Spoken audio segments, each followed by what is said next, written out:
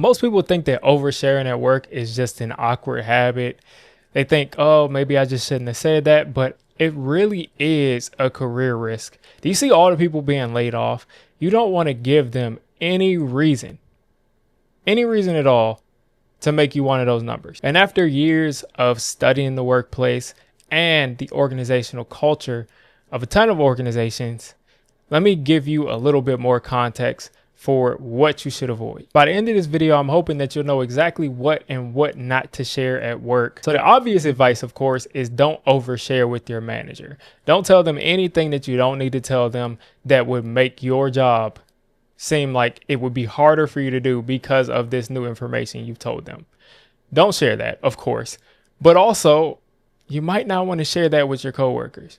Because what happens when you're in a team meeting and we're all doing interesting things about me and you have your pre-rehearsed thing that you want to share with the team, and somebody says, oh, but what about your knitting business on the side that you knit, you knit all these things by hand and, you ship them off yourself. Yeah, you just told me last week you had 100 boxes in your house that you had to send out. Now they're thinking about, oh, okay, when I couldn't get in contact with this person for 45 minutes yesterday, or I couldn't get in contact with them after work, maybe they were working on this company. And I know some people are going to think that this is a little paranoid. Some people do go to work and share everything under the sun and everybody loves them and there's never any issues. But this is very, very important because I've seen this go horribly wrong. So side hustles and businesses and all these other ways to earn income are very, very normalized in this day and age. A lot of people can't even live in these major cities in the United States without having a side hustle along with their primary job. And it's very natural to say, I want to share something I'm really excited about with the people that I see every day. But if you share that win with somebody that is married to their job and that sees you doing that as a threat to how well you could do your job, that's when you probably make the decision not to share that. And you don't know who that is. You don't know who that is until you mention it.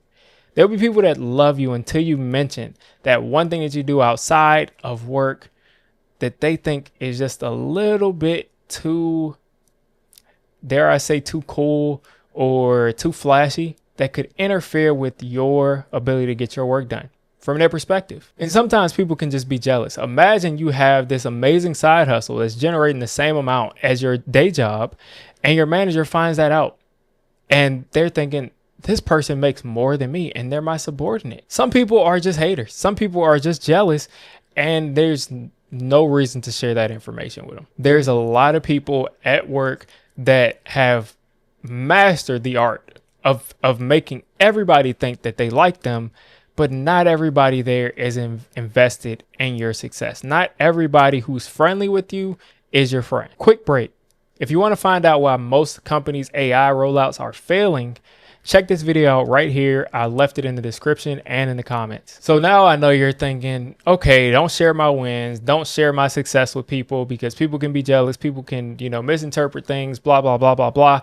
But you also don't want to share the bad things going on in your life. You also don't want to share the struggles that are going on in your life if there's any way they could contort that to make it seem like that can also interfere with your job. Because we used to live in a pie in the sky world where many employees were able to stay at their jobs for 20, 30 years.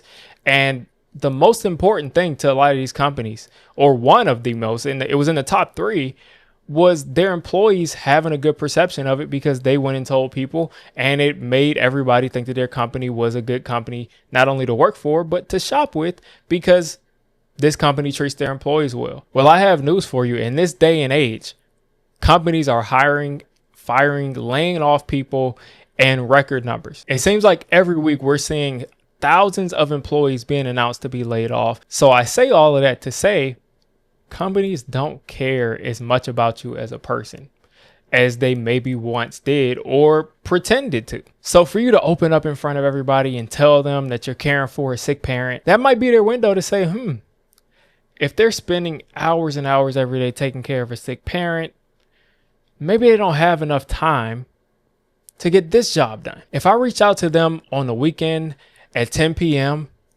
are they going to respond to me? Are they going to be tired from taking care of their sick parent? And sharing mostly anything about your family. I've had friends who have gone to work, talked about their kids and something amazing that their kid did, and have completely gotten different results from their coworkers and bosses because their kid was performing at a very high level in something, and their boss starts to think, my kid can't do that, so you're out of here. Night and day. You tell somebody something, you're excited about it, and you start to notice that they are just completely disinterested and what you're saying once they find out how great your family member is at something. Imagine you let people know that your spouse just got a huge raise or just got a huge promotion, and you're excited and you're going to go out this weekend to celebrate it.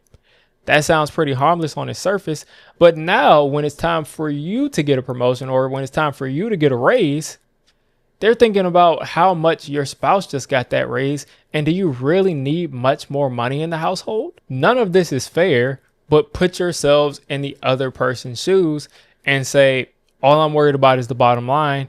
Well, if all you're worried about is that bottom line, it makes a lot of sense to use all of the information that people are telling you to your advantage. And then in third, if something's wrong, it's always told, go to HR, they'll sort it out. As someone who's worked in HR, it's really a coin flip.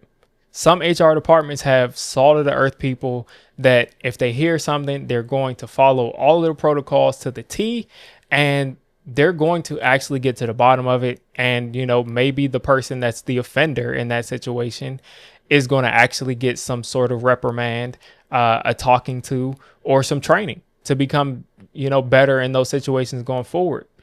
But way too many times, these people who also know every rule in the rule book will find every loophole that they can to get you out of there. And yes, retaliation is illegal. But if a couple of weeks after, they are hypercritical of everything that you do and they document that, hey, this mistake was made on this day, this mistake was made on this day, this was talked to you about this, and now they have a whole file to say, put this person on a PIP. And once you're pipped, you're dipped. You're out of here. It's very easy to be seen as a threat when you go to HR because HR's perspective is always, how can I protect the company? Most of the time when they are doing the right thing, it's because they don't want the company to be sued.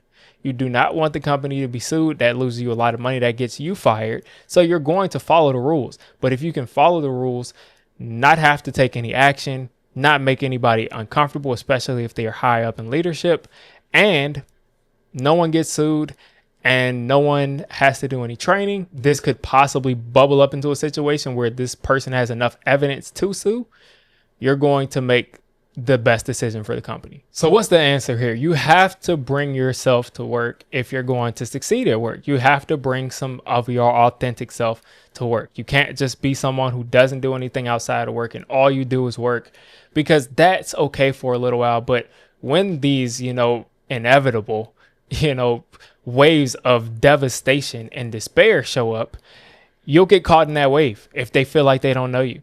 So what do? First off, make them think that you're being extremely vulnerable, except about things that just aren't intimidating to most people. So maybe that's you just made a new recipe last week, or you went out and you built a retaining wall in your garden, or, et cetera, et cetera. Things that are interesting, things that make you seem like an interesting person, but things that don't make most people jealous or concerned about how much of your time is taken up outside of work. I have a document in the description of things that you can say not only at work, but in job interviews to make yourself a lot more interesting to people and not giving up way too much of your business. So take a deep breath and relax at work, but don't relax so much that you say something that can get you shown the door.